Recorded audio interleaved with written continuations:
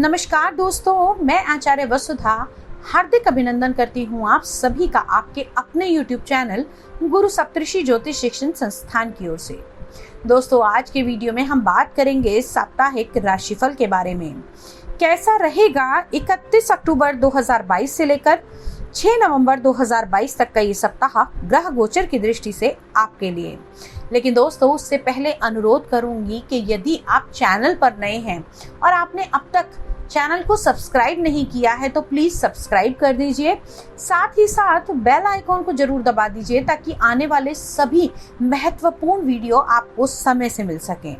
तो चलिए चलते हैं वीडियो की तरफ और बात करते हैं सर्वप्रथम इस सप्ताह में आने वाले व्रत, पर्व और त्योहारों के बारे में। तो सबसे पहले इस सप्ताह 2 नवंबर को अमला नवमी रहेगी, जिसमें आंवले की पूजा की जाती है। माँ लक्ष्मी की प्राप्ति के लिए बहुत सारे उपाय भी किए जाते हैं। 4 नवंबर को हरि प्रबोधनी एकादशी यानी कि तुलसी विवाह भी इसी दिन रहेगा। 5 नवंबर को शनि प्रदोष का व्रत रहेगा तथा 6 नवंबर को बैकुंठ चतुर्दशी रहेगी। दोस्तों, ये तो है व्रत, पर्व, त्योहार। अब आइए जानते हैं क्या रहने वाला है आपका राशिफल ग्रह गोचर की दृष्टि से। तो चलिए बात करते हैं मिथुन लगन वाले जातकों की क्या रहने वाली है ग्रह गोचर की स्थिति इस सप्ताह में। सबसे पहले आपके लगन में मंगल विराजमान है, वो भी वक्री स्थिति में। मैं सदैव ये कहती हूँ कि जब भी कोई ग्रह वक्री होता है तो उसके फल देने की क्षमता बहुत अधिक बढ़ जाती है। अपने भाव का तो फल देता ही देता है, अपने से एक भाव पीछे का भी फल देता है। अब मंगल लगन में विराजमान है।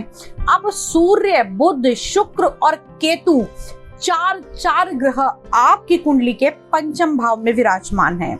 चतुर्ग्रही योग बन रहा है, जहां सूर्य नीच के होकर विराजमान है, वहीं पर शुक्र अपनी ही राशि में विराजमान है। तो अगर हम देखें तो सूर्य बुधादित्य योग, नीच भंग राजयोग भी इस समय में आपकी कुंडली में बना हुआ है।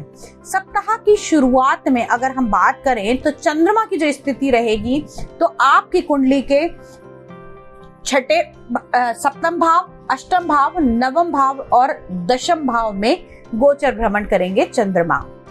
शनि आपकी कुंडली के अष्टम भाव में विराजमान है। देवगुरु बृहस्पति कुंडली के दशम भाव में विराजमान है तथा एकादश भाव में राहु का गोचर चल रहा है। अब इस ग्रह गोचर का हमारे जीवन पर क्या प्रभाव पड़ेगा, आइए उसको भी जान लेते हैं। सबसे पहले मंगल लगन में विराजमान है वक्र स्थिति में, तो कहीं ना कहीं थोड़ा बहुत गुस्सा, ऊर्जा अत्यधिक और साथ ही साथ आपको इस समय में किसी भी काम को करने की क्षमता अधिक बढ़ जाएगी। मंगल 12वें भाव का भी असर देंगे, तो कहीं ना कहीं यहाँ पर आप लोगों के रिलेशनशिप में या लड़ाई झगड़े के अंदर आपको बहुत ज्यादा इन्वॉल्व नहीं होना है। लड़ाई झगड़ा भी क्या, दूसरों का लड़ाई झगड़ा, भाई, मित्र, दोस्त, संबंधियों का अगर कहीं कोई झगड़ा हो भी रहा है तो आपको उसके अंदर बिल्कुल भी इन्वॉल्व नहीं होना है। अब बात करते हैं आपकी कुंडली के दूसरे भाव की, यानी कि आपके कुटुंब के भाव की। तो कुटुंब के स्वामी चंद्रमा जो चलायमान रहते हैं और आपकी कुंडली के सप्ताह की शुरुआत में जैसा कि हमने कहा कि 7वें, 8वें, 9वें और दशम भाव में गोचर भ्रमण करेंगे। तो यहाँ पर अगर हम देखें तो कुटुंब से कुछ अनबन बनेगी। वो अनबन कब बनेगी, 1 और 2 तारीख के आसपास आपको आपके परिवार के सदस्यों के साथ बहुत ही अच्छे तरीके से मिलकर चलना पड़ेगा। साथ ही साथ इसी सप्ताह के अंदर अगर आप लोगों को मेडिसिन से जुड़ा हुआ कोई कार्य है या औषधियों से जुड़ा हुआ कोई काम करते हैं तो आपको बहुत अधिक ध्यान देने की आवश्यकता है। किसी भी प्रकार की लापरवाही आपको नहीं बरतनी चाहिए। अब बात करते हैं आपकी कुंडली के तीसरे भाव यानी कि बल, पराक्रम, मित्र, यात्राएं, संबंधी, दोस्त इत्यादि के बारे में। साथ ही साथ इसी से हम आपके कंधों को भी देखते हैं। तो आपके तीसरे घर के स्वामी नीच के होकर विराजमान है आपकी कुंडली के पंचम भाव में। तो इस समय में किसी भी प्रकार के वाद विवाद से बचें। साथ ही साथ बेवजह की यात्राएं आप लोगों को इस समय में करनी पड़ सकती है। और आप लोगों को इस समय में ध्यान रखें कि अगर आपको कहीं बाहर जाना भी है तो अपने सामान का बहुत अधिक ध्यान रखने की आवश्यकता है। किसी प्रकार की लापरवाही आपको किसी न किसी चोट का या फिर मैं कहूँ किसी घाटे का भी आपको मुख देखना पड़ सकता है। अब बात करते हैं आपकी कुंडली के चतुर्थ भाव की, यानी कि आपके सुख भाव की, वाहन की, सुख की, माता की, छाती के भाव के स्वामी आपके पंचम भाव में विराजमान हैं। तो ये एक शुभ संकेत है कि प्रेम के स्थान में सुख के भाव के स्वामी का होना। तो आप लोगों के लिए इस समय में अगर वाहन खरीदने की सोच रहे हैं तो आगे बढ़ सकते हैं। साथ ही साथ माता का पूर्ण स्नेह भी आपको प्राप्त होता हुआ दिखाई देगा। अब बात करते हैं आपके पंचम भाव के बारे में। तो जो लोग किसी प्रकार के लव रिलेशनशिप अफेयर में पड़े हुए हैं तो भाई थोड़ा सा संभल कर चलना इस समय में। यहाँ पर चार ग्रहों की युति है, कुछ अच्छा प्रभाव तो कुछ बुरा प्रभाव भी आएगा। आपकी बातों से सामने वाले को कोई हर्ट ना हो, उसका बहुत अधिक आपको ध्यान रखने की आवश्यकता है। हाँ, इस समय में आप लोगों के अंदर शक का कीड़ा पैदा हो सकता है। तो किसी भी प्रकार का अपने जीवन साथी पर या फिर मैं कहूँ अपने जिससे आप लव करते हैं अपने पार्टनर के ऊपर आपको किसी भी प्रकार का शक इस समय में नहीं करना है। अब बात करते हैं उन बच्चों के बारे में जो किसी प्रकार के कंपटीशन के एग्जाम की तैयारी कर रहे हैं। तो बच्चों, बहुत ज्यादा ध्यान देने की आवश्यकता है। आप लोग इस समय में जितना पढ़ाई कर रहे हैं उससे आपको डबल करना पड़ेगा अगर आपको किसी कंपटीशन में सक्सेस पानी है। अब चलिए, तो अब बात करते हैं आपकी कुंडली के सप्तम भाव की, यानी कि आपके पार्टनरशिप के भाव की, आपके जीवन साथी के भाव की और साथ ही साथ आपके गुप्तांगों के भाव की भी। तो इसके स्वामी आपकी कुंडली के दशम भाव में विराजमान है स्वराशि के होकर।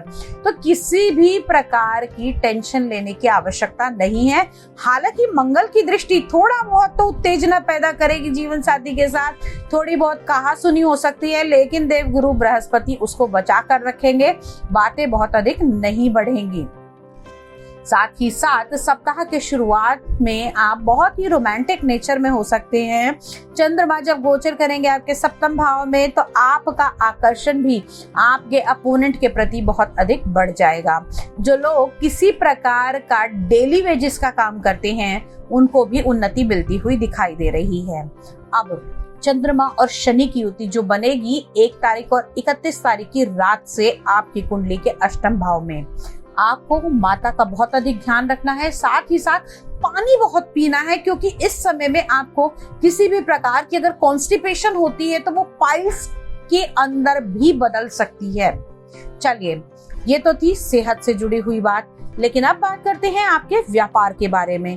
कुंडली के दशम भाव से हम इसका निर्णय करते हैं। अगर मैं ये कहूं कि सप्ताह का एंड आपके व्यवसाय को लेकर बहुत ही शुभ रहने वाला है, यानी कि यहाँ पर बनेगा गज केसरी राजयोग आपकी कुंडली के दशम भाव में। अब दशम भाव आपका कर्म स्थान हो गया, तो पैसा, कोई डील, कोई कारोबार, कुछ नया, कुछ जॉब चेंज, कुछ बॉस से इंक्रीमेंट अगर सोच रहे थे तो सप्ताह की एंड में ये सब मिल सकता है। अब आपको ध्यान क्या रखना है, किसी भी प्लानिंग को करते हुए आपको उसको पूरी तरीके से जांचना परखना होगा, क्योंकि हो सकता है आपकी इच्छाएं इतनी बड़ी हो जिनको आपको पूरा करने के लिए लोन, पैसा, ये वो इधर से उठाना पड़े।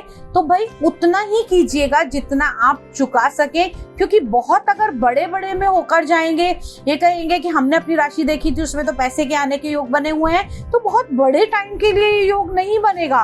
तो इसलिए कोशिश कीजिए कि शॉर्ट टर्म में जितना आप अधिक कमा सकते हैं उसको कीजिएगा। बहुत बड़ा इन्वेस्टमेंट आपको इस समय में करने की आवश्यकता नहीं है।